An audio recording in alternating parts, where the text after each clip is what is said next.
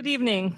I'd like to call to order the Monday, June 17th meeting of the Onalaska Common Council. This is a special meeting. It is 5 p.m. I'll begin by asking the clerk to call the roll. Mayor Kim Smith, Here. Sean McAllister, Here. Dan Stevens, Present. Stephen Knott, Present. Mike Milky, Here. Larry Jurassic is just running late, I'm assuming. He is Okay. not here. We will note it when he arrives then. Diane Wolf, Alder Wolf is here. Thank you. Thank you for that. Item 2 is public input. At this time, if anyone would like to address the Common Council, now is the time to do so. If so, please begin by stating your name and your address and limiting your comments to 3 minutes. Would anyone like to address the Onalaska Common Council this evening? Second call for anyone wishing to address the Common Council. Third and final call for public input this evening. Public input is now closed, and I'd like to ask the council for approval of the minutes from our June 11th, 2022 meeting. Move that we approve the minutes from the June 11th meeting. Second. Thank you. We have a motion on the floor by Dan Stevens. It's been seconded by Stephen Knott to approve the minutes of the previous meeting. Is there any discussion? Not seeing or hearing any. All in favor, please say aye. Any opposed, say no. Thank you. The meeting minutes are approved unanimously. Item 4 is Public Transit Committee, the 2024 Mass Transit Operating Assistant Program State Grant Agreement. I'll ask Sabrina to give us some detail on this item. Thank you, Mayor. In your packets this afternoon is the Wisconsin Department of Transportation grant agreement. This grant we have been lucky enough to receive every year for public transit. It's pretty straightforward. There's been no changes to the grant program this year. I just need approval for us to receive an amount not to exceed $196,219 from the state. I would have pushed this to public transit, but this has to be returned to the state by the end of the month. So that's why I'm bringing it forward tonight. Thank you for that. What is the pleasure of the council? Well, not approving this means we don't get $196,000. I'll move that we approve the grant agreement. Second. A motion on the floor by Dan Stevens. It's been seconded by Stephen Knott to accept the grant for $196,219. Is there any further discussion? All those in favor, please say aye. Aye. Anyone opposed, say no. Motion carries unanimously. Thank you. Item 5 is establish council budget goals and objectives for the 2025 budget. I will turn it over to Rick Niemeyer, our city administrator, to introduce this item to the council. Welcome, Rick. Just getting there. Oh, there we go. It's already there. So welcome this evening. As has been done historically, my understanding is a meeting is typically held this time of year just to have some conversations with council in regards to what you want to see when it comes to the operating budget, particularly for the following year. So we'll be looking at things for 2025. Really, this is an opportunity for us to get feedback from the council in regards to what it is that you want to either see as priorities or goals or challenges that we're going to be facing in 2025. So on the first slide, basically asking, why are we here tonight? So the budget is the biggest policy decision that council has to address, that you do every year. And we're going to focus tonight on the operational budget. I know you have a packet in front of you, so you can follow along as we continue to go on. So we're good. So obviously your input into this is important because, again, ultimately you are the ones that have to be responsibility to approve whatever comes in front of you or make modifications. So tonight we want to discuss any goals, opportunities, initiatives, or challenges that you see coming up in 2025, but also even beyond that, because any decisions you make when it comes to the budget can have impacts, obviously, year after year. So it does even go beyond that. Tonight, our conversation is going to be geared more toward broader concepts than necessarily specific line items. Again, these are things that you already know, but I just wanted to kind of start and then work our way through. And so things we'll be talking about are things that impact our employees, programs and services, funding sources, among other things that can be brought up as the time goes on. But again, this is your opportunity to provide direction, so staff and myself can put together a package and bring it back to you. So what are we currently doing? Again, just a little bit of background before we get into some things. So what are we currently doing? Obviously, the city is required to provide or is tasked with providing numerous services, programs, and infrastructure. I've listed a few on there. I could obviously list everything that we do within the city, but you're familiar with that. So the city is tasked with providing numerous programs and services, and then we have a limited amount of funding options available to meet those obligations, such as property taxes, fees that are charged, grants, borrowing. Those are our primary sources. And as we all know, and like most other municipalities, meeting those obligations with the available funding is quite a challenge and can be a challenge. So some things that we could talk about tonight or that you can give input on is, what do we do differently to alleviate any of those funding challenges? You know, do we look at more grant opportunities? Do we look at shared or contracted services? Do we look at new or increased fees? Or I know there's been previous conversation about a referendum as well. Oops. All right. So obviously, I shouldn't say obviously. So with the budget process, one of the biggest, probably the biggest item that is talked about is our employees and what do we do for our employees. So I just wanted to go over a little bit, and I think you know a lot of this. So for regular or full-time and regular part-time employees, we have 115 positions. For seasonal and other part-time employees, we have 325 positions. We have 8 elected officials. And in 2024, out of the general fund, the city has dedicated approximately $8.9 million towards wages and benefits. And so again, it is a large investment, and that is something that we're going to talk about first, and then we'll get into some of the other areas as well too. All right. So looking at some of the things that the council and the city has done in 2024 when it comes to employees and staff. So in 2024, the city provided non-represented employees with their step increases and a COLA of 2% in January, and there will be a 4% COLA in July. And for union employees, there were wage increases as well as a 1.5% COLA in January and July. In other areas in recruitment and retention, as the council knows, this has always been an issue or an area where we've always had to look at how do we get better at recruiting and retaining quality employees. So we've been looking at job descriptions, reviewing minimum qualifications and wage placement for new and existing employees, promoting what our current benefit package is, and I'll go a little bit more into the benefit package here shortly. Right now, what have we done in regards to benefits? As council well knows, there was an increase in the city contribution towards health insurance premiums for eligible staff. And we have a benefit work group that is currently reviewing our benefit policies and any other offerings that we have for non-represented employees, looking at the most cost-effective ways to keep us competitive in the workforce.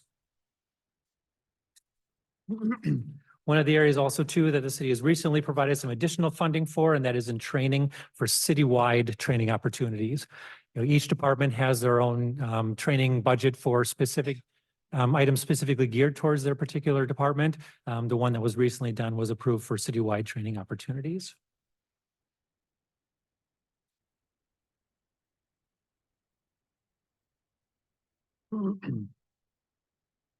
A couple of things I want to point out as well too, in regards to the benefit package. So as part of the benefit work group, I did do kind of a poll of our neighboring communities in regards to what benefits they have in comparison to what the city of Onalaska has. I primarily looked at the vacation and the sick time, although a couple other things, but I do believe as a general proposition, we are very competitive when it comes to our neighbors. So I do believe we do a good job in providing benefits to our staff as well. All right, so what are some of the challenges that the city is going to be looking at as we move into the 2025 budget and even beyond? Wages, that's always a conversation every year. Competitive compensation is something that we are continually assessing. A full compensation study was completed in 2020, and that was implemented shortly thereafter. We are currently looking at doing some kind of a review of our current compensation plan, not necessarily a full-blown compensation study, but in talking with Amy in HR and Human Resources, there are other options. So we're currently looking at that to see if we can maybe update our current system without having to go through a full-blown study and spending the cost that's associated with that. Staffing needs, there are staffing needs that are prevalent across the departments across the city. I've listed in there some specific ones, human resources, police, fire, buildings and maintenance, and the Omni Center. Again, those are just a few examples, but there are some staffing needs that are across the board. I wanted to go back to one thing on the compensation study. So the industry standard is approximately every 3 to 5 years, you are recommended to do a full compensation study. But again, we're finding that there are other options out there where you don't have to go down that route to do a full-blown one. So I just wanted to throw that out there as well too. Health insurance costs, that's always a factor that we have to think about as well too. Unlike previous years, we have been notified that we should get those rates this week.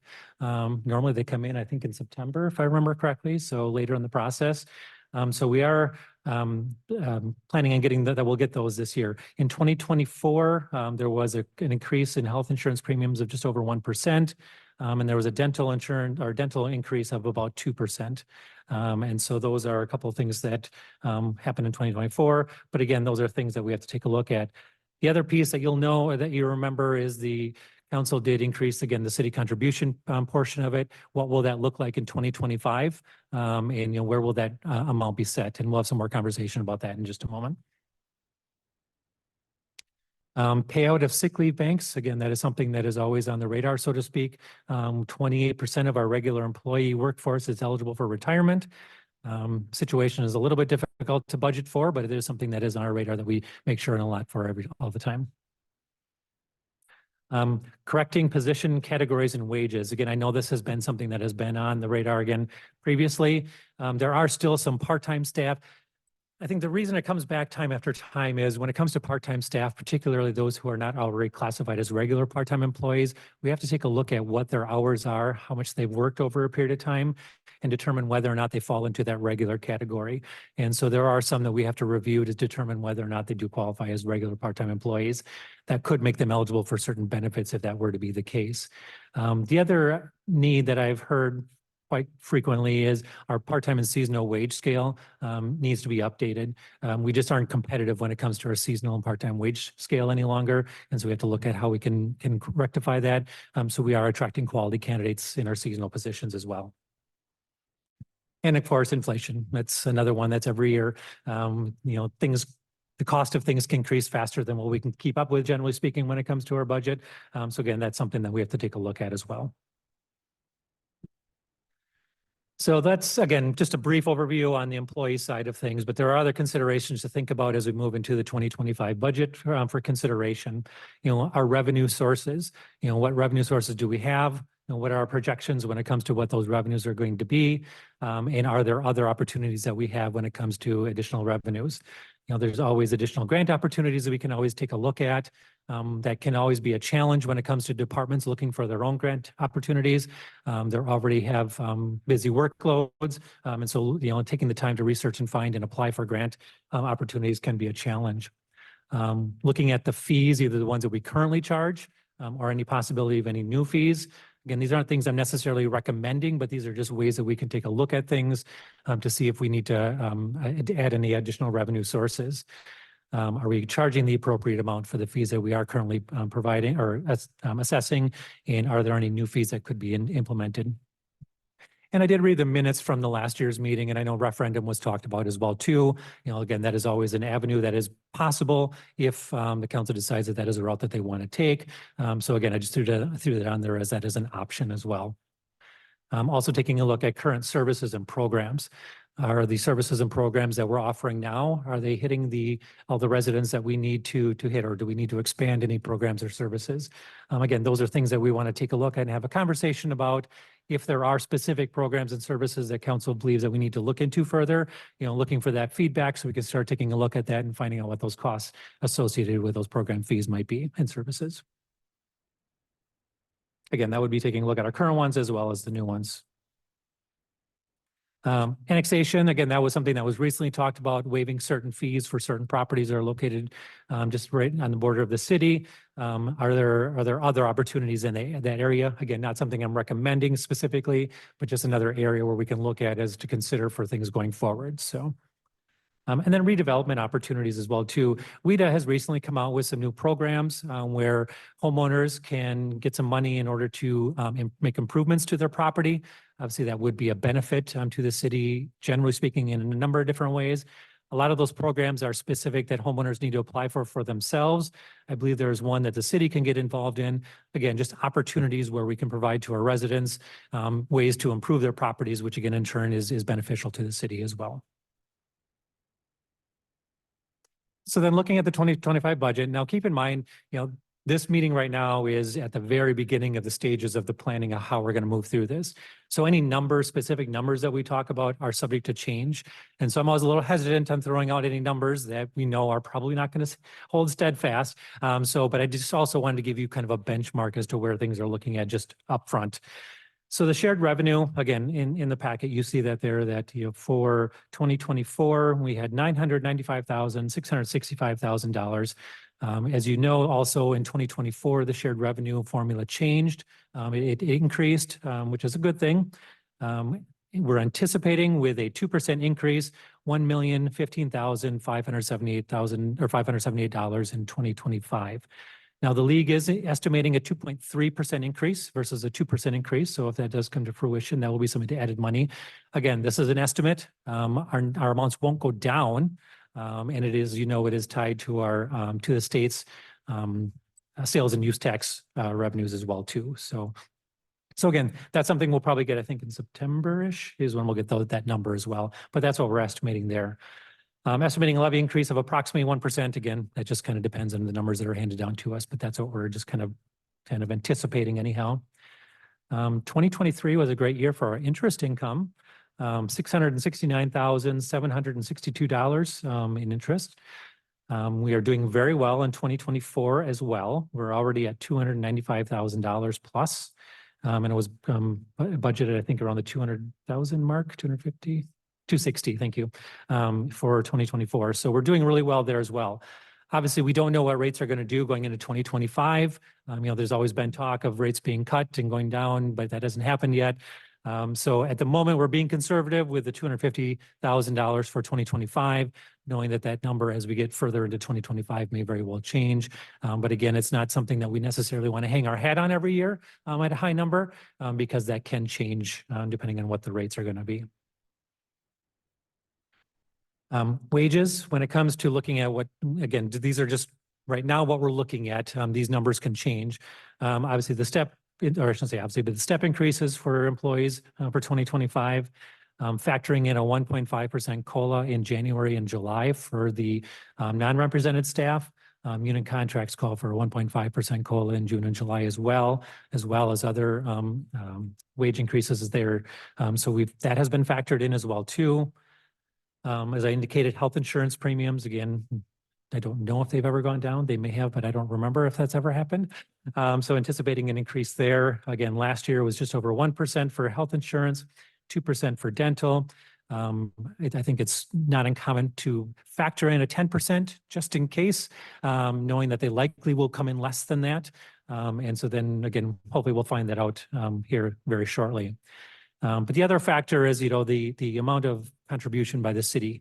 Again, whether that's, traditionally it's been 80, it's currently at 88%, whether it's at 84%, have it factored in at 84% at the moment. Obviously, once we get those rates, knowing how that factors, what that amount's going to be, take a look at what that contribution is going to be and how that impacts the budget as well. So again, a lot of unknowns, but having all of that just kind of as without changing anything, without getting any projections from departments regarding projected revenue increases or projected expense increases. It shows about $111,000 deficit. Again, don't get hung up on the number. Again, that is just right now without you changing anything more. We're anticipating that that is going to change as well too. So again, those are just some preliminary information in regards to, what we're kind of looking at for 2025. Again, the goal of tonight is to get input from council in regards to what things you want to see when it comes to 2025. So now I would like to open it up to the members of, to all of you and get some feedback. Thank you for that presentation, Rick. It was really good. Thank you. Before we get into discussion, Sabrina, did you want to add anything as the finance director? Thank you. No, I think Rick has covered a lot of it. We just created a mock budget similar to what we did last year. My first year, we did not do that because I wasn't here for your preliminary meeting. But just putting together baseline numbers with departments not increasing any line items and just what our wages and our projected benefits would be based on those COLAs and so forth to get us to a mock budget for the general fund. We haven't done this for all of the other funds, but just for the general fund at this time. So. Okay, so then I'll ask if the council has any questions. Start with questions. Alder Wolf? Thank you, Your Honor. I'm following up, Sabrina, on something you mentioned in the last month or so, and it had to do with ARPA and that I believe you had mentioned that some of the money had been reapportioned. And I'm wondering, has that taken place and is there anything left or is it all tidied up and all spent? Great question. So we have had some internal discussions on that. We're kind of waiting to see where the generator ends, because that was one of our biggest projects with ARPA dollars. So once we get those final numbers, we will bring that forward to Board of Public Works, to start there and then on to council on where to apportion the rest of the dollars that will be remaining. And do we have, I have to assume that we'll have a number before the October budget, before it's, Oh, absolutely. I'm giving you plenty of time, so. Okay, thank you. That's all I have for right now. Thank you. Any other just general questions? Anyone from the presentation? Go ahead. So with the health dental insurance costs going up, I know last year we said it went up. Was that covered by the employees? Was that covered by where did that money come from to cover that additional increase under the health and dental? I'm just curious. Yeah, so when it comes to dental insurance, the city does pay for the full premium. So the city paid for the dental insurance premium. And then when it comes to the health insurance premium, it's kind of cut. 80% was covered by the employee and then 20% by the employee and 80% by the city. Thank you. Any other questions from the presentation? Okay, then I'll just open it up to general comments, thoughts, or more questions. Anything any counselors want to say? Otherwise, we can just maybe go around. Stephen, how about I'll start on this side and go this way. We'll just go around and see if anybody has any input, comment, question. Dan Stevens? All right, I guess I can just kind of extemporaneously reflect some of my thoughts. The general economic conditions are kind of they've been a little challenging and they've been kind of vague or without a lot of certainty. So I'm thinking that what I'd like to see us do is kind of set the priorities on protecting the things that we need to, and then taking a pause on some of the things that we don't. Inflation is, while it's a large issue, and we'll see that more with the capital improvement with budgeting and it's separate, but it does affect the general budget. We still need to buy supplies and everything just generally costs more across the board. Seeing health costs only go up 1 or 2% actually in this market, I think is pretty good. I mean, that's a good deal. Totally want to jump on that. The main thing that I think that we need to do, I mean, we've had some testimonials from department heads where we're talking about our staff being poached by other departments, especially in public safety. We're seeing, kind of nouveau ways where other departments can get their grubby little mitts on our well-trained staff, and we want to kind of put the kibosh on that if we can. And the key, I think the main key that we need to look at is remaining competitive on wages. I don't think that we're ever going to be the highest paid municipality in all the land, but you know, we certainly need to be seen as giving fair compensation. And key to that, I think, is COLAs. I know we were a little bit more aggressive this last year. I haven't done the research to see if the 1.5 and 1.5 is still gets us anywhere where we need to be. But if we were a little flush, that would be an area that I'd say let's look if we have room to keep us where we need to be, and then potentially maybe staving off an additional wage study. The funds would be better going into a better COLA than a new wage study from my point of view. I can remember back to 2019. Rates were okay, and then they went down hard. And I remember Fred talking about how we lost $500,000, and we had to make some unfortunate job cuts at that time. And I think maybe the mistake that we made is we got so accustomed to budgeting the interest revenue that we kind of took it for granted. And then when it got taken away, it was like the rug got pulled out from underneath us. So I know that I think Sabrina's a little bit more conservative in the approach, and we're already kind of at goal. And let's just take any excesses and refer, you know, that's gravy. That if we get it, great, but I don't want to budget on what we think the whole thing's going to be, because it is not inconceivable that if the economy were to soften really quickly, that rates could drop significant, you know, like 2, 3, 4 times in the course of a year. And if we're budgeted for a higher amount and that income goes away, and then we're depending on that for paying wages, that sets up a problem, and we should avoid that. So I think that the budget amount for rate income should be kept on a very conservative basis. Other for general goals of what I would like to see happen. Again, if it's kind of a pause year, I think we need to take care of the business that we already have in play. And I think the big thing is let's finish up the community center and let's get that done right. You know, if we had extra money and could slap solar panels on it and make cost of funds, you know, on the budget cheaper for the next 20 years, I'd be all for it. But, you know, we have to look at all these on a cost benefit analysis basis, and it has to make sense. We can look at it in both the short term and the long term. Other things that I would love to see if there was a discussion, and we may have an opportunity and we may not, but you know, when's the last time we brainstormed new ideas for potential enterprise funds? Like we have the Gunderson Lutheran ramp that's about to expire. Maybe there's a way we can combine that with a local need. I think that something like, I don't want to say like low income, but entry level housing starts, you know, just a simple little ranch house that a young family might be able to start and make their way in the city of Onalaska. If there's a way, whether it's CDA or the city itself, or some, you know, multi level municipality, county government, state thing, you know, if we could find a way to make that happen, that benefits us in the long run, and that is a need that would help address things in the community. So maybe there's something there, maybe there's not. And then I know that Amanda did a good job there was an art study, and like, let's keep supporting the arts if we can.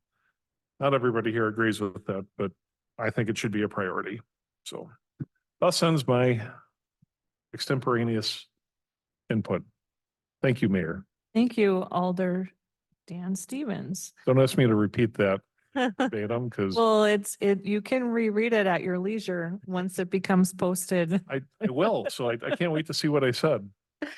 All right, Mike, would you like to comment? Yeah, thank you, Mayor.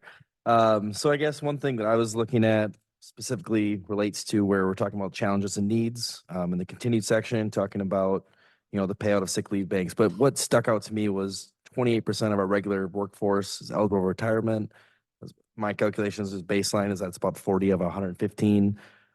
So when we're thinking about people getting poached and when we're thinking about, you know, our best staff, is there a way that we can help, I guess, look at maybe not a promotion is not the right word, but a way to increase their responsibilities, increase what they're looking for to give them, you know, something that keeps them like, hey, there is, you know, something I'm working towards, or I guess that's just something that I'm curious about is if there's a way that we can do that or really evaluate, because obviously a 28% mark, and again, me being new here, I don't know if that's just normal for all cities, but it just kind of stuck out to me. So that was something I thought about. Okay, thank you for that. Sean? Thank you. I don't have too much to add. I agree with the brilliant minds to my left over here. So thank you very much. I'm gonna listen to the brilliant minds to my right, and then yeah, and Steve looks the other way, and then maybe I'll jump back in. So thank you. All right, Alder Wolf. Thank you, Your Honor. So, I'm assuming that this is not going to be just our one time through and then we're going to call the meeting and we're done. Okay, oh, I just, yeah, because I wasn't sure how in depth our first pass was going to be. I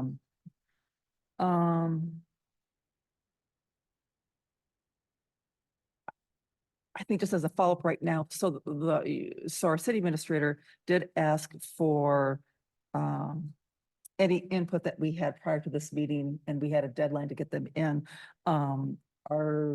Where, I guess I'm wondering where those are. So I did that both with council and with department heads. I did ask for feedback. If for me, it was just a general knowing where the tone of the conversation might go. So the information that was provided to me, I have that information. So as we go through the budgeting process, I can refer to that from time to time as well too. Okay, so we weren't going to talk about that tonight. Not specifically, but again, it was giving me an idea so that way I can refer to something as well as we go forward in the budgeting process. Yep.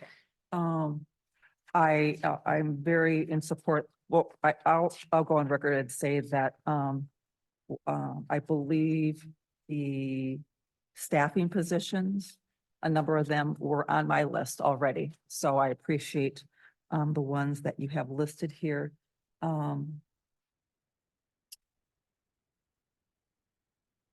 This is kind of an aside while I'm still thinking about other things. City of Onalaska was founded in 1851. And I realize next year is 2025, but in 2026, we will be celebrating our 175th anniversary. And I would like us to be thinking what we may think we would like to do in celebration of that.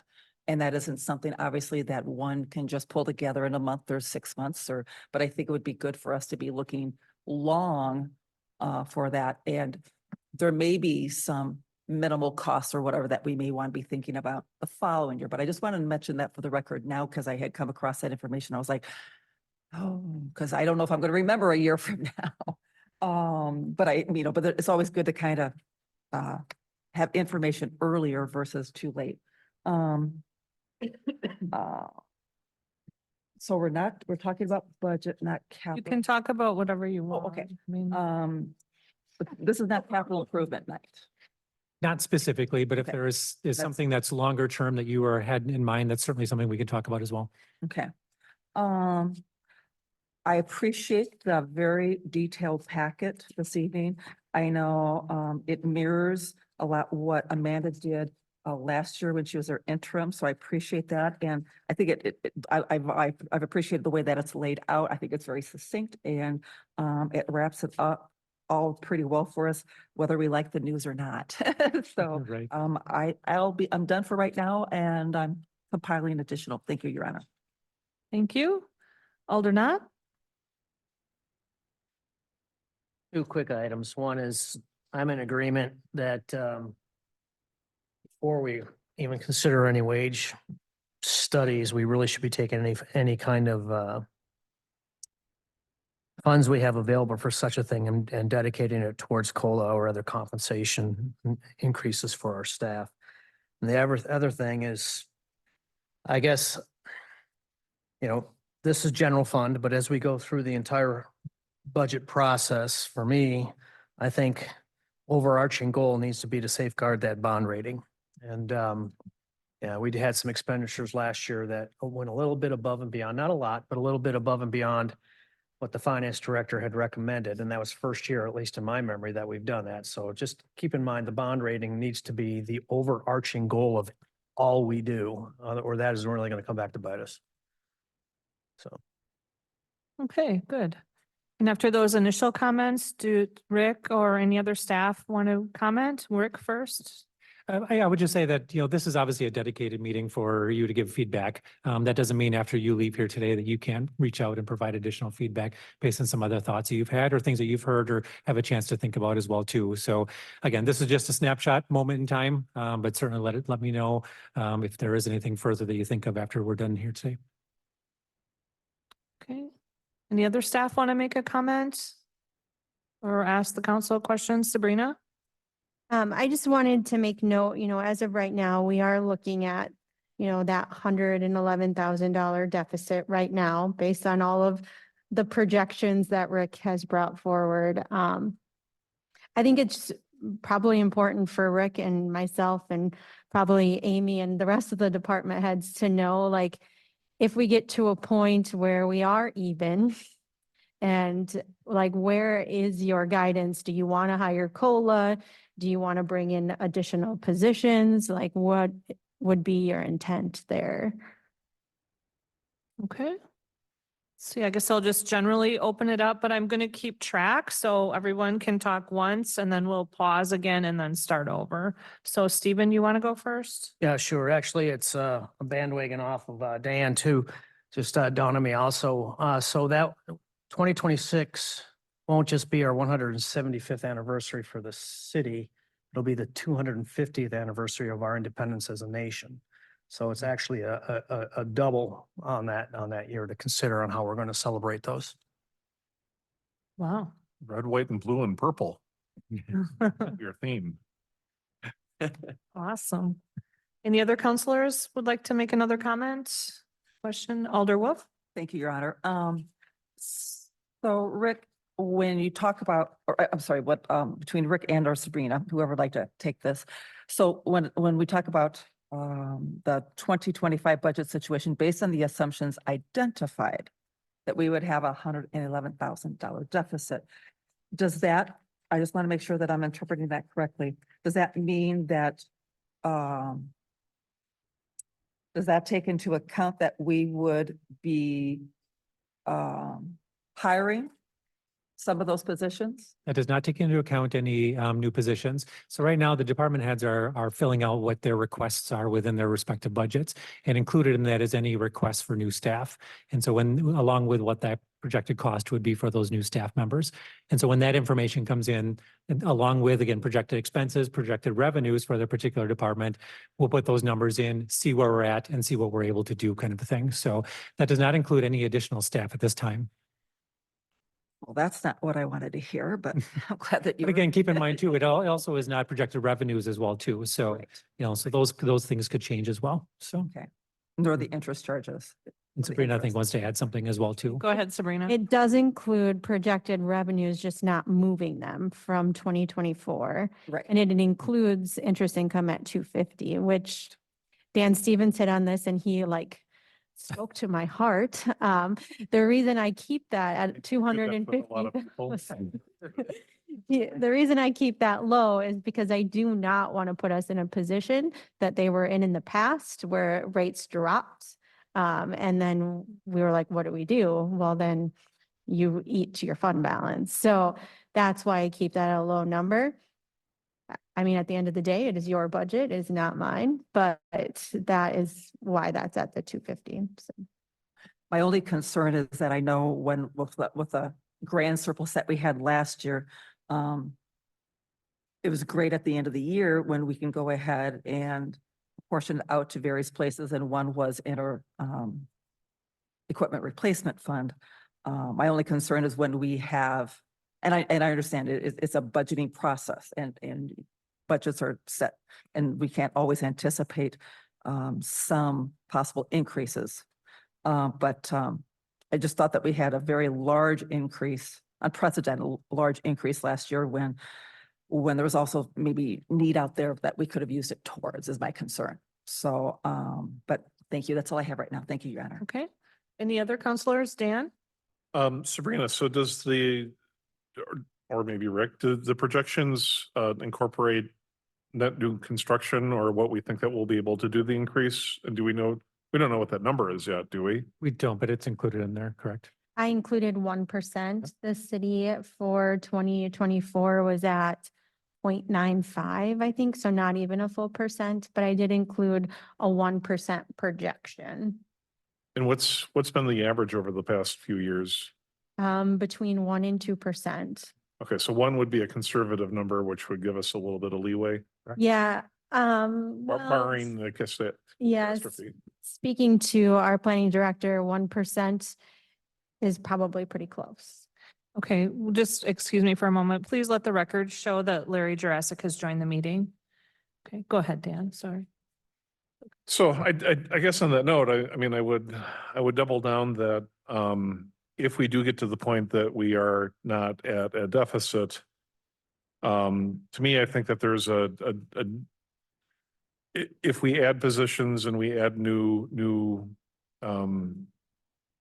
payroll expenditures like that we don't presently have and things turn south, that makes it very hard in the future. So I think if we get to the point that we are positive on the budget, I would not add staff, but I would be generous with COLA. And we did, Alder Wolf was right, we did do an unprecedentedly large COLA adjustment, but for the years prior and from the time after the last wage study that we did, I mean, we were behind right out of the gate and then year after year. And when we talked to staff, they're like, well, you know, we think wages should be higher, but they understand that we didn't have any more money to give. And well, if we did have a large increase, but I don't think we're to par yet. I don't think we're even close. And when we fix that problem, then some of the problems that we have with staff leaving to other municipalities or just being poached, I think a lot of that will potentially fix itself. So I think we need to protect what we have. And I think COLA adjustments are probably the way to do that. Okay, thank you for that, Dan. Mike, did you want to comment? Yeah.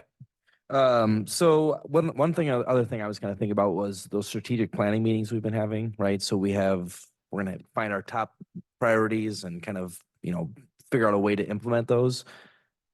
I don't see much in here on this, and that's obviously because it isn't done yet, but I'm just curious, is that something that comes out of the general fund as well? Is that something where there's, you know, different allocations for that? I guess that's what I'm just wondering about. Sure. It'll depend on what the item actually is. There are some other funds that could be utilized for different things depending on what they are. And so basically the strategic plan as well as the comprehensive plan, there will be kind of like to-do lists, for lack of a better word, in those. And so that's where the council will take a look and see, you know, is it a capital improvement where it'll come out of the CIP budget, or is it something that'll come out of the operating budget?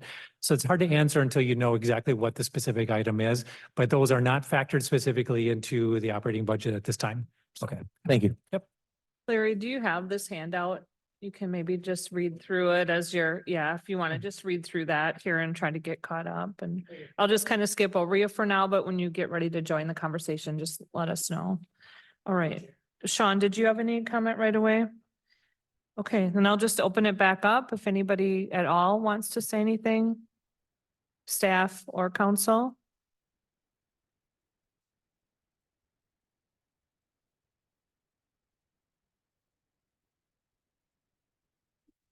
Go ahead, Dan Stevens. I would just have a question for staff. I mean, I know a lot of times you kind of funnel through the city administrator, but are you hearing or not hearing anything from council that like we're missing the boat at all, or like now's your chance to speak without,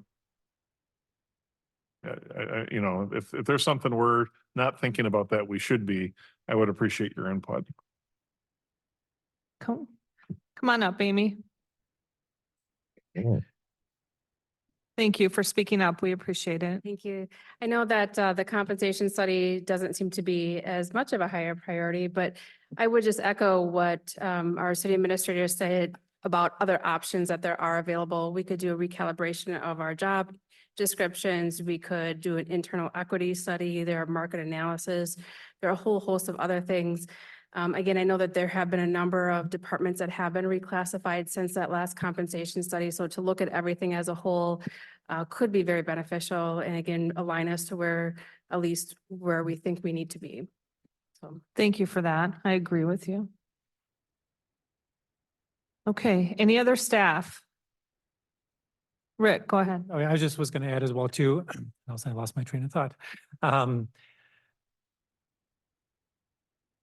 Sorry, I just was thinking about what Amy said and I'll come back to it. So She was speaking so eloquently. she was, yes, exactly. Oh, I Okay. know what it was. So I did read the minutes to the meeting from last year, and I know there was lengthy conversations in regards to whether it be referendums or fees or other things like that. Is there any appetite from the council in regards to any of those things for additional funding sources? Okay, any counselors want to respond to that?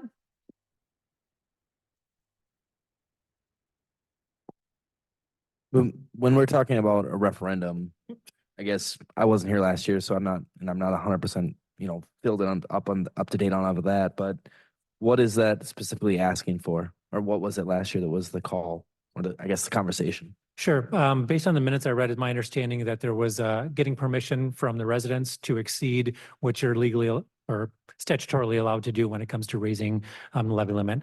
And so then you would be asking for more money than what you would be able to otherwise have. Okay. That's my understanding of what the conversation was like last year as to that was whether or not that was something that the city wanted to pursue. Sabrina, do you want to summarize what happened last year with that? Sure. So last year, prior to the change in the state shared revenue formula, we were looking at about $600,000 deficit with my mock budget. So we had discussions on whether we go out for referendum or we add a fire service fee. So that is another fee that we could add. So we brought that forward. But thankfully the state came through and we got more in state shared revenue. So we didn't end up doing either of those options, but they are both still out there. But yeah, so since the state came through, we didn't have to go that route.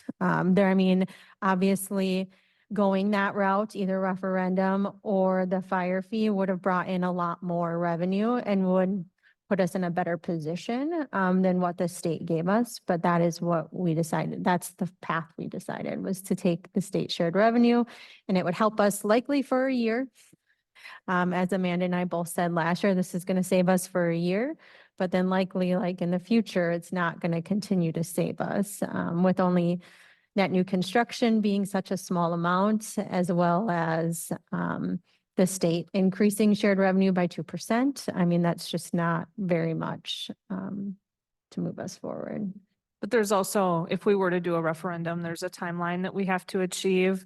And then I think that right now with the changes in the state shared revenue, it probably isn't a good year for us to do a referendum. And then additionally, with the presidential election coming up, we don't want to get involved in that with having political stuff going on. Amanda. Yeah, I was just going to expand a little bit on what Sabrina said related to fees. So there are some statutory limitations on municipalities as it relates to fees. For instance, under statute, there are certain services where we can only charge a fee for the increase in the cost of our service since 2013. And so 5 of those fall under that statute, which would be fire service is the biggest one. We did look at that and evaluate that last year, and it was close to about 800,000. Probably even would be a little bit more this year that we could, if we ever so chose to implement a fee, could charge back to our citizens related to their fire service. It's also streets, garbage, plowing, and I think stormwater. Streets. I think it's stormwater are the 5 that we have to look at the difference between 2013 and present and are limited to those fees. Recycling is the fee we implemented a couple of years ago. That was outside the scope of that statute. So we were able to do that. Another popular one that I think we did actually discuss was transportation. I believe it was Fond du Lac did try that, and they are currently in litigation over the ability to charge a transportation fee. So just sort of an overview for those of you that are newer on fees. Okay, thank you for that information. Rick? And as I say, I think a Supreme Court decision just came out last week that struck down the transportation fee, if I understood correctly, so. Okay, Chief Ashbeck, Yep. Mhm. welcome, Chief.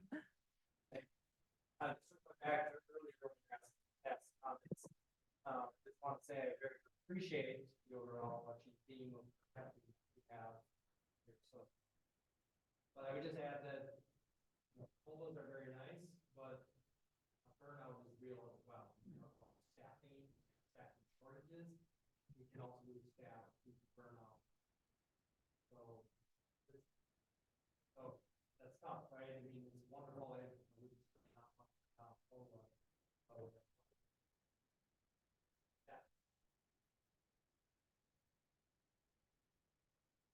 We could hear you. But so Chief, you're saying when it comes to considering adding additional positions to fill voids that we have among the current staffing structures, right? That's what you're referencing. Okay. Yep. Okay, any other staff? Don't say we didn't give you a chance. Okay. Anyone at all? Alder Wolf. Thank you, Your Honor. So if I may ask staff, and I don't know whether it's going to be more Jared, because I'm guessing you may have gotten more of the calls or maybe up at the shop. If you could share with us, what was the overall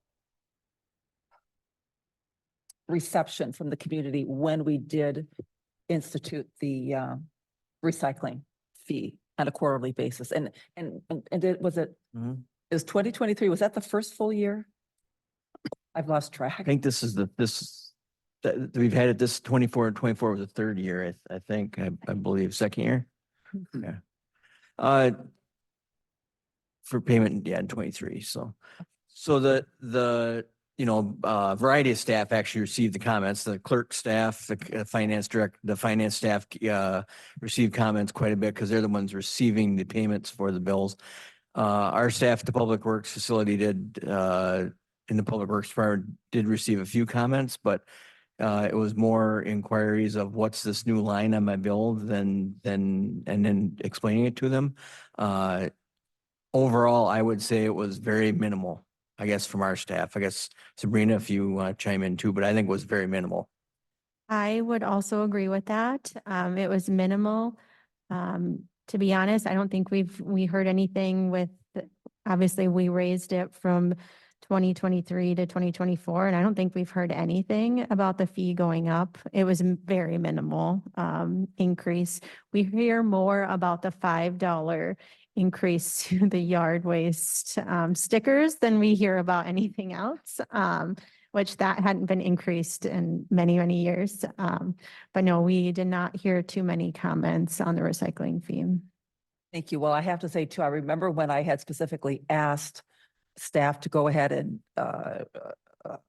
consider, I had forwarded, I believe, what City of Madison had done when they had instituted, and you guys pretty much modeled that. And the reason why I had forwarded that on to staff was mainly because I thought they had done a really good job of explaining it and just really breaking it down for just the average citizen. And I didn't think that there was,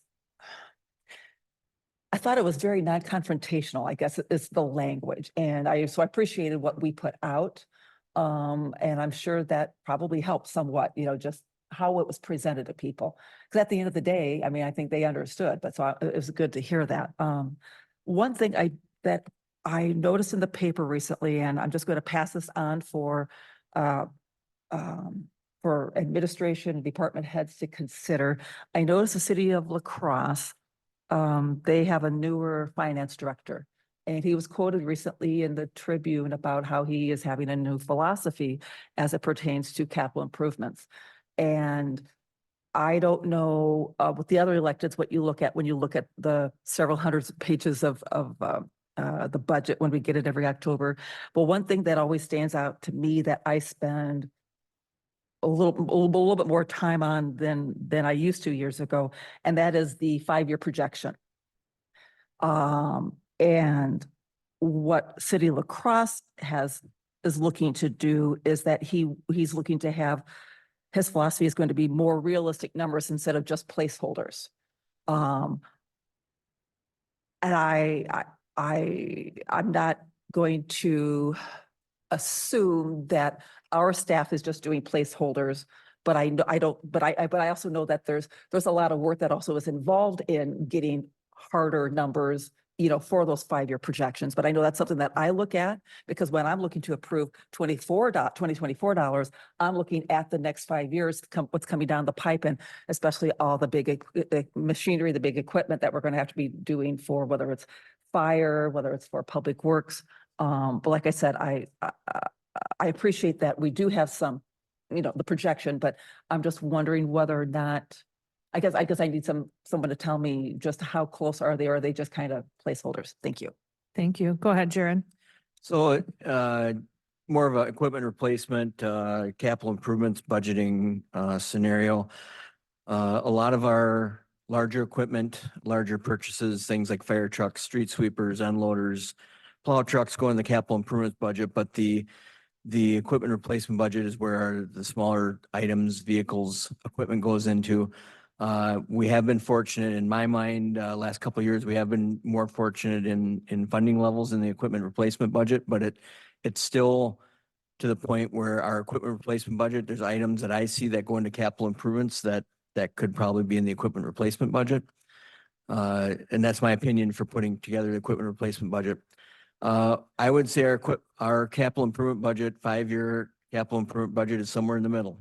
I would say that we have items in there that are at the 5-year out level that we know aren't going to get done in year 5 from now. So when we do this year's budget, and we have the projected 25, 26, 27, 28, 29, we might have a project in 29 that we know it's probably not going to get done in 29. It's going to be 2032. But I think it's a good, it is a worthy project. As I have always stated, when we look at our capital improvements budget and we look at that budget for the upcoming year, and we look very hard at those projects, obviously, there's nothing in there that you go through there and ever look at, in my opinion, that really is glaringly like, why is this in here? Why would we be funding this? There's usually a rationale or a reason. And it is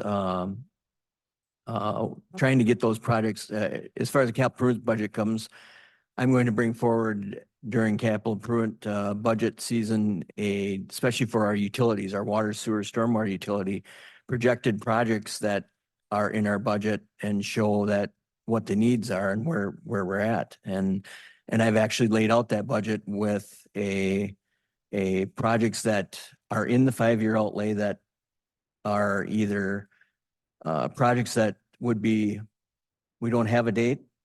I've also outlaid projects that could be moved beyond 2029. And then I've outlined projects that in 2029 that could be taken out. So 4 years of projects is for water, sewer, and stormwater. I'm over 10 million. I'm at $11 million. So, and I think if you went through those projects, you'd have a tough time trying to pick out any one that really shouldn't or doesn't have a reason for being there. So those are going to be discussions coming up, not so much tonight as part of our operating budget, but those are discussions that will happen as part of the capital improvements budget. And then those reiterate back to what we do with the capital improvement budget affects our operating budgets, which we'll bring forward to the utility operating budgets in the September meeting cycle. That will have effects on user rates and fees that the citizens pay, the users pay. So those are all interrelated. They're not truly a general fund. This is kind of more general fund focused here tonight, but those are all things that do go into that. So Thank you so much for that. Appreciate it. Thank you, Your Honor. Thank you.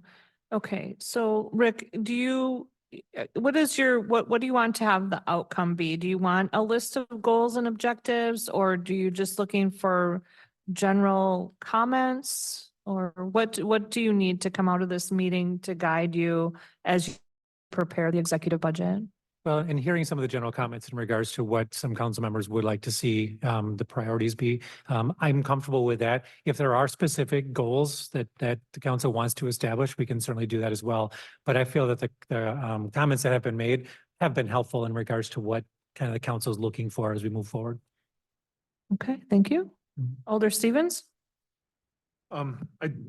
I think staff had asked kind of a fees versus like a referendum. I don't know that we've really all touched on that a little bit. So I think it's something important that we should talk about as a direction of the city.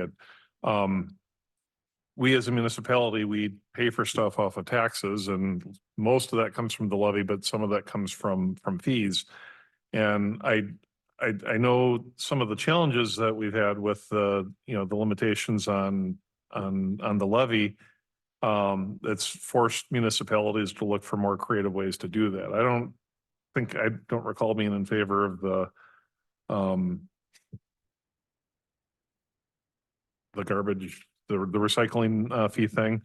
I guess my view is that when we pay for stuff, it should be free. It should, or not free. It should be fair, and it should be transparent, and it should be equally applied over all segments of our society.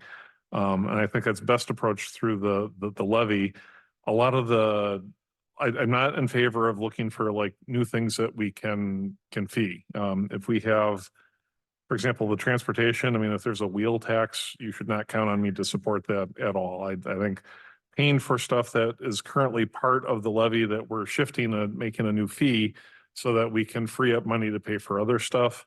To me, that's kind of it's like a shell game, 3-card Monte thing going on. And I don't think that's as transparent.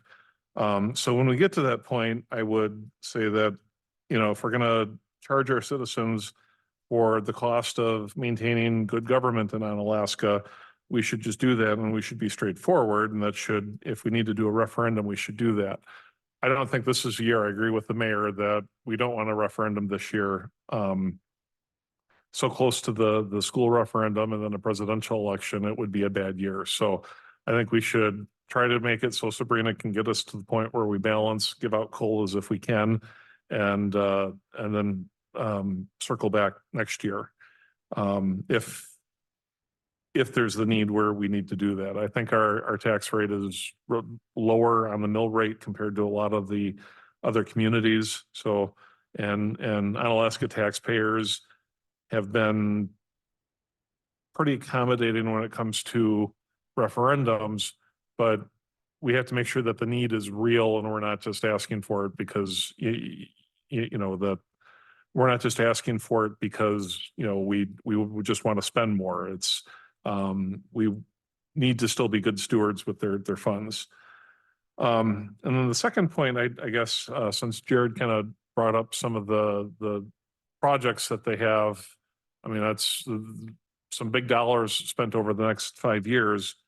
And it does, I'll bring this up because it does affect the general budget, although it is more capital improvement. So like my neighborhood is having a complete overhaul on asphalt. So it's between like 17th South, Main Street, all the way up to the cemetery, which would be like 13th. The comments I'm getting from my neighbors is like, why are we doing this? Our roads were not that bad. And I know that we do a great job staying on top of the stuff and staying ahead of the schedule. I'm suggesting that maybe we had some mild winters and we didn't see the degradation of the streets that they have in the past, but maybe we could slow this. Like one approach would be to slow down the schedule a little bit and wait till the roads need to be replaced rather than just being extra proactive on it. So if we were like in La Crosse on 4th Street and you had to worry about your axle, then absolutely we need to approach that differently. But I think you guys have done a great job maintaining our roads. I've never felt like our roads were terrible. So that could be a cost saving measure. If we do something every 10 years, maybe we could do it every 11 or something like that. So thank you. Okay, thank you for that, Dan. Do any of the other counselors want to make a comment? Stephen, not. Just to be clear, and again, Jared can correct if I'm wrong, but the road maintenance isn't so much on a time schedule as it is, or the road replacement, I should say, is not so much on a time schedule as it is on the Paisley rating. And again, weather and stuff like that won't actually impact Paisley ratings. They are what they are. And, you know, if we have a mild weather, then it won't be as bad. And we still want, yeah, am I out in left field here? There's a lot that goes into it and we have been very good at proactively replacing streets. And I think one of the best examples of not replacing a street and then one that was replaced is if you go by the cemetery on Hickory Street right now. And we didn't do anything to that street. We paved the other part of the neighborhood and basically, because we're gonna tear out that street to put an extension of the cemetery in. And if you look at that street, it is, no, we paved the other streets 8 years ago, but that street is to the point where it is the worst street probably in town other than Third Avenue. So it is the streets in the neighborhood that was in question were paved between 74 and 77. So we've gotten 50 years out of them. Part of what just street reconstruction in general, we're fortunate. We're on sand here. We are proactive on street maintenance. So we are fortunate, you know, there's always can a street wait a year or two? Always can. And we're always open to that also when we're going through prioritizing things. But if we put it off too long and just the way the paving and everything was done years ago, then you start stacking up, you know, do it a few years in a row and then you get behind the 8 ball. So it's always a good discussion when it comes to capital improvement time. We'll look forward to that. All right, Alder Wolf. Thank you, Your Honor. Just a note for the record, that was rated a Paisley 3.1. So, thank you. Okay, thank you. Okay, Larry, you haven't had a chance to say anything. I don't know if you're up to speed here, but if you have any comments or questions, we could address those now. Thank you, Your Honor. Yeah, the only comment I like to make is a lot of times with street maintenance, it's the under the ground that we have to worry about, sewer lines and stuff like that. And that's why a lot of roads get tore up. And Jared don't have any control on any of that. So if it goes, it goes. As far as spending money on the roads and everything like that, I think we do a fantastic job. We got as many roads as we do have in this town. The only complaint I hear more than anything else is the dust when they lay down the gravel and the dirt and the dust that it produces after that. Other than that, I've heard very few negative comments, especially on our roads and streets and stuff like that. And the crews that we have working around here, everything from trimming trees to working in the cemetery and everything like that. I've always had positive comments, very few negative comments that I've heard in a long time. As far as funding that you were talking about for the employees and things like that, yeah, it's a fight that we're going to constantly have. You know, with the police department chief talking, the problem he has is that it's a year between somebody being first picked out and coming to the force. So that's somebody that we don't actually have on the payroll, but we do have them on the payroll. So it's a constant fight that he's got to look forward to. And then with the public perspective of police officers, you know, this area, no problem at all. But, you know, national news, they want to affect something on recruitment. But what we had just, 2 weeks ago, we only brought 2 more in. Great job. So Okay, that's all I have, Mayor. Thank you. thank you for that, Larry. Okay, I'll open it up for anybody else at all who would like to comment.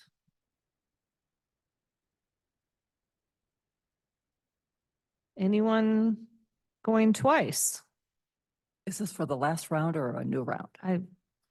Well, I just want okay. to make sure. For the last round, Okay. because I'm running out of comments here. Okay, Alder Wolf. Thank you, Your Honor. And just not to hammer home road construction, but I'll do it one more time. I know in years past, the few times that I do get phone calls about road construction, you know, and there's, you know, road construction, you know, change is hard for people and it can be inconvenient for people sometimes getting to their house. I know for the first time I had like 2 calls for a whole project one summer, and that was Locust Street area. And that was really torn up a lot. And I typically sympathize, number one, when someone calls me, I'm so sorry that you're experiencing fill in the blank. But probably the line that works the best for me that I get the best responses. Number one, I would say, I'm sorry that, thank you for calling me. I appreciate, I'm sympathetic of what's going on, the duster, it's hard, whatever, the traffic, whatever. But I always lead into, I always follow up with, I'm very appreciative that we have staff that brings it forward to council and that we've always had a council in all my years of being on this council, that we have a council that supports infrastructure in the state of Onalaska. Because if we don't have our infrastructure, if we don't have good infrastructure, we have nothing. And that usually charms people across the board because I firmly believe that. I mean, our police and fire trucks can't get where, to help people and save people. And, people can't get to our polls, to vote. They can't get to come to City Hall to pay their bills or come to planning and talk about building anything with construction. So at the end of the day, I know, I still remember when Highway 35 was being done and that was a very painful project for a lot of people. But when it was all done, I still look back on that and it was like the best thing that ever happened in the city of Onalaska. And I used to call it Death Alley because I never went that way to the Omni Center. I always took side streets.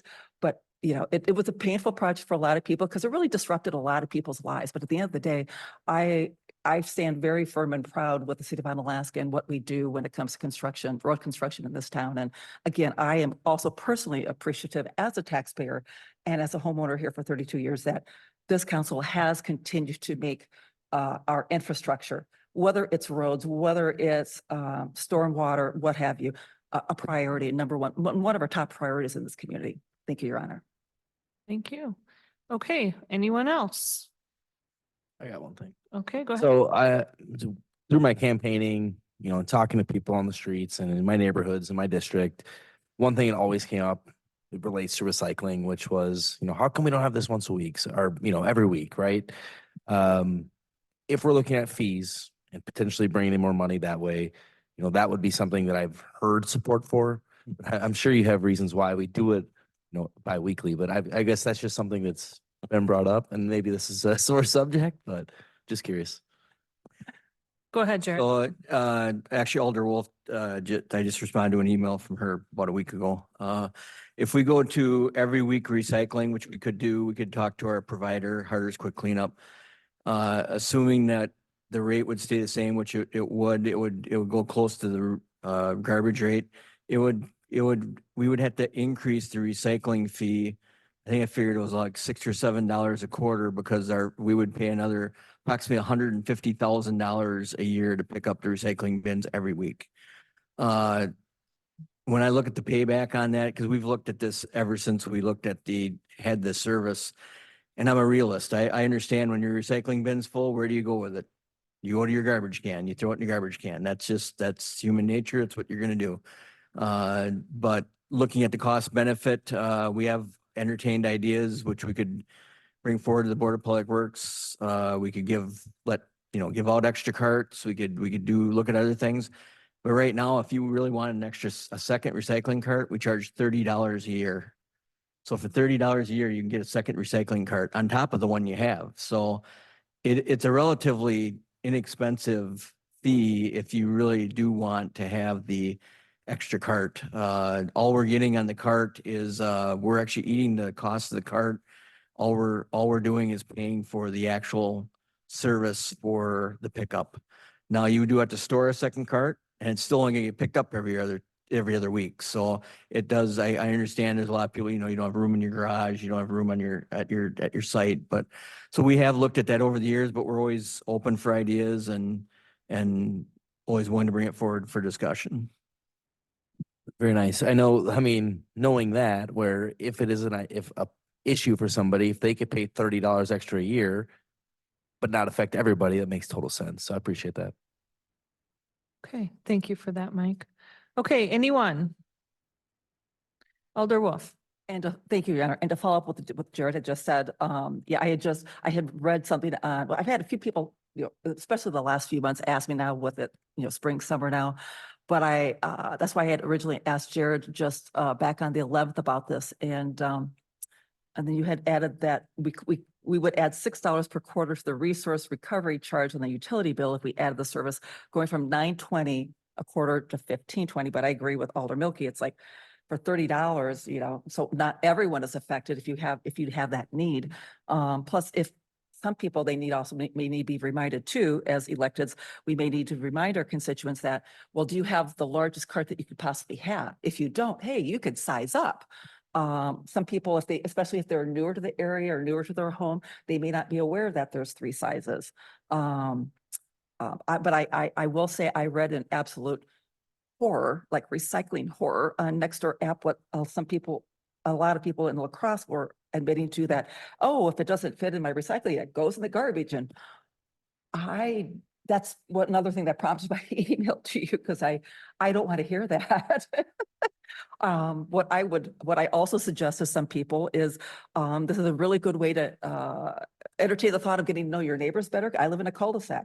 And so we all know that we can share, you know, we've gone around individually through time after we got the new single stream recycling carts some years back and said, oh, by the way, as long as you put in legally recycled items, because if you don't, we're going to cut you off. But you can, you know, if it comes that morning and you see that carts are not full, you know, come on over, and you don't have to tell us or anything. Just go ahead and put stuff in, but it does have to be legal. And that's worked really well for us. And we do the same thing with garbage, because, you know, people are moving, or maybe they had a birthday party and they have a lot of stuff. So just amongst us, we just share our carts. Thank you, Your Honor. Okay, so any other last comments regarding budget goals and objectives for the 2025 budget? This will be a last call by volunteer basis. Unless we're good. Second call. Third and final call. Everyone's all discussed out? You're all good? You're good? Everyone's good. All right, well, don't say. Item 6 is adjournment. Move to adjourn. Motion by Stephen Knott, seconded by Larry Jurassic to adjourn. All those in favor, please say aye. Aye. Is anyone opposed? The time is, what time is it? 6:18. Joanne gets to say. 6:18. 6:18. Thank you very much. Thank you, everyone, for coming in and for the good conversation.